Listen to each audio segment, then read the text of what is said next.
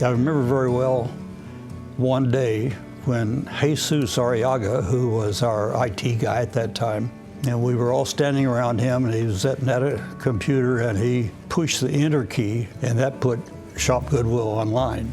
It was just very fundamentally put together, and with people scratching their heads trying to figure out how can you possibly put something online in a way that people will be attracted to it. It's crazy to think about what we were obsessing about in '99. Beanie Babies, Y2K, and then to put on top of that this technology project. I don't know what was going on in the heads at the time, but when you're faced with Y2K and you're building a brand new e-commerce solution, that's gotta be kind of weird, like and exciting and risky and bold. For a small nonprofit to be thinking about technology and to be pushing the boundaries that George was pushing at the time, that a Goodwill or any nonprofit can play at that technology level that some of these other companies are playing at, for him to have that vision is astounding.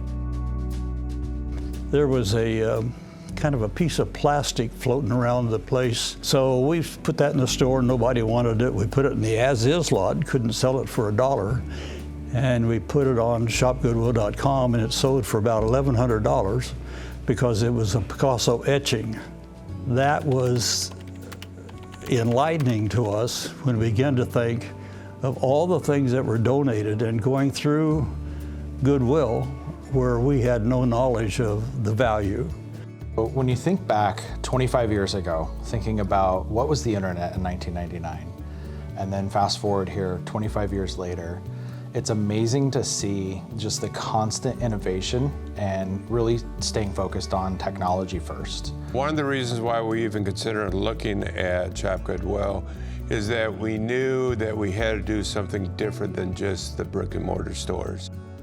At the end of the day, our role as servant leaders for the sellers is really just that. It's about being focused on what do they need so that we can deliver the best product to ultimately get the best value, the best price, and get them additional revenue directly to their local communities. And that's one thing that's really cool about Shop Goodwill is that it's a custom platform. And that means we can react to the seller's needs. We can add features that are specific to Goodwills that won't exist anywhere else because we're a unique animal. Goodwills are very, very process-oriented, and so we build tools that help with that process. We've developed an AI tool to help list clothing faster and to reach a bigger audience of potential employees, to turn those precious donations into revenue that helps us with our mission. We're always thinking about mission first, so whenever we're thinking about a new project or initiative, we try to come at it through the lens of how is this going to impact the broader mission. Knowing that we're not working for stockholders, we're not working for an owner, we're working for the people that you can see and touch and feel. It was all about devise ways that we can produce the funds to help the people that we serve. It has grown beyond what I could have thought it would, and now I think there's hardly any limit. And it's because of the people that have taken it and moved it forward from that small beginning that we had back there in Orange County. I want to personally thank all of our sellers, our partners, and all of our friends within the Goodwill community and beyond that have helped us shape and grow shopgoodwill.com to what it is today, now some 25 years later.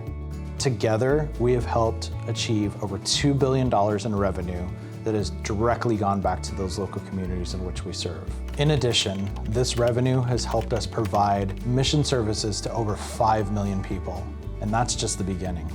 I'm incredibly excited for what's in store for the future and can't wait for everybody to see where we take this.